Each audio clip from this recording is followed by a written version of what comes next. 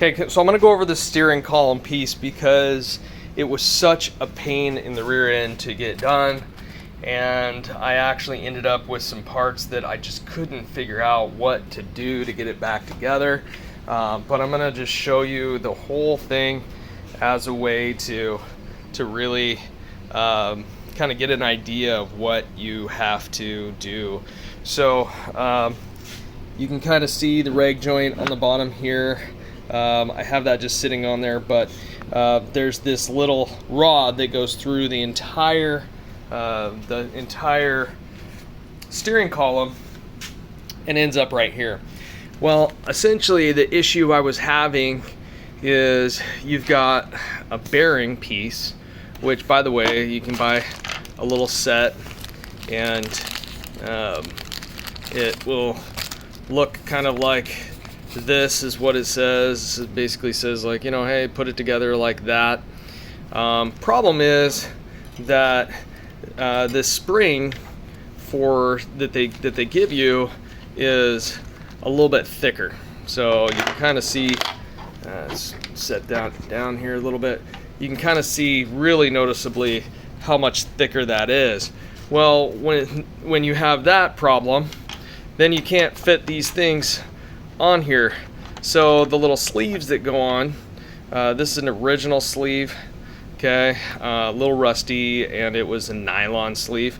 You know, it slides right on there just fine, but you can't get this spring around that, so it creates a little bit too much space when you're trying to slide this stuff on here. So you've got this little C-clamp, okay, and the C-clamp is actually going to go one of two places. It either goes at that lower, this back part here, or the front part.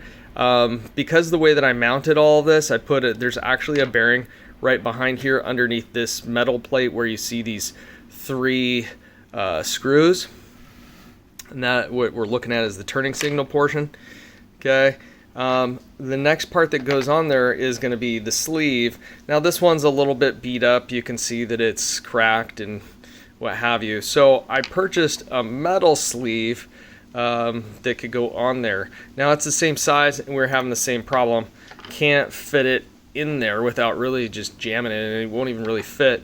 But the outer rim was bigger, so I took and I grinded down the outer rim, and you can kind of see that it's not perfect, but it's there, and it's exactly the sleeve we needed. So I'm going to slide that on next. Okay, that's going to rest against the against what would be this piece, right? And then I'll be able to slide this spring over. See how it fits right over the top of this?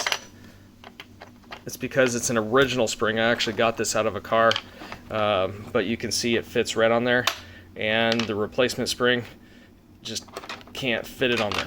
Okay, so we're gonna go put that on there, slide it on there, and then we'll put the C-clamp. If you can see looking down there, we'll take this, push it all the way back, and then we'll just put the C-clamp on there, and problem solved. It sounds like a really simple thing, but really I struggled with this for quite some time. This is the other replacement part that you're supposed to get with this little kit that has the spring that is a little bit too thick, and this. But in the end, I would just say if it's not fitting the sleeve, it's probably because the spring is just not is a little bit too thick, and it's not the right spring.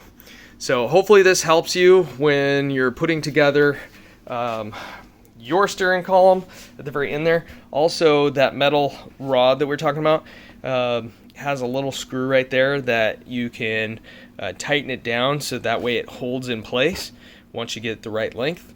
So make sure to loosen that or tighten it until you get everything right. Okay, Jed here signing out. Just a little bit more about the steering column. Hopefully this helps somebody out there, and they won't struggle like I did.